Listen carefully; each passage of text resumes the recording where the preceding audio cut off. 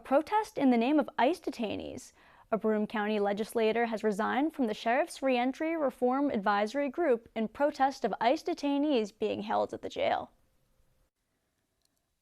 ICE protests have been happening all around the country as of lately, and a local legislator took matters into her own hands to protest right here in Broome County. Mary Kaminsky resigned from the Sheriff's Reentry Reform Advisory Group, which is made up of local professionals, advocates, and previous inmates to make a safer, healthier environment for everyone in the Broome County Jail. Kaminsky says her resignation is to stand for what she believes in, and in part due to what she calls a lack of transparency from Sheriff Akshar. This was not brought to the county executive, to the legislative body, or to the community. This is something the sheriff did on his own. It was not brought to us that he was going to be housing ICE detainees or that he was signing the 287G.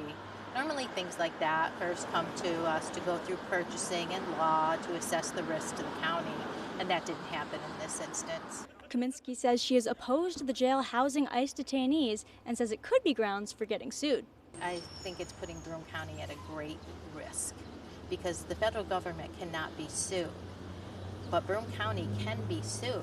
And I know for a fact that there are literally people visiting these detainees because they would love nothing more than to bring a lawsuit on their behalf.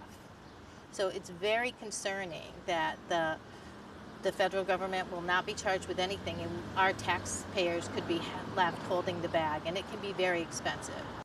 Another concern that Kaminsky voiced is that they cannot verify that there has been any due process or fair treatment through the normal judicial system, such as providing a lawyer for the detainees. She questioned Sheriff Akshar about the status of the detainees, and he told her that none of them are violent offenders. Kaminsky says it was important to her that citizens know her stance on the matter. I think your constituents have a right to know where you stand, especially on these kind of more major issues that are affecting the county. And I want to be clear that I think that this is the wrong move that we're making, and I could think of no other way to do that, but then publicly to resign from this task force. In response to Kaminsky's resignation, the sheriff released a statement saying they appreciate her contributions as a member of the Reentry Reform Advisory Group, are proud of what they accomplished to bring positive changes to the jail over the past 2.5 years, and wish her all the best.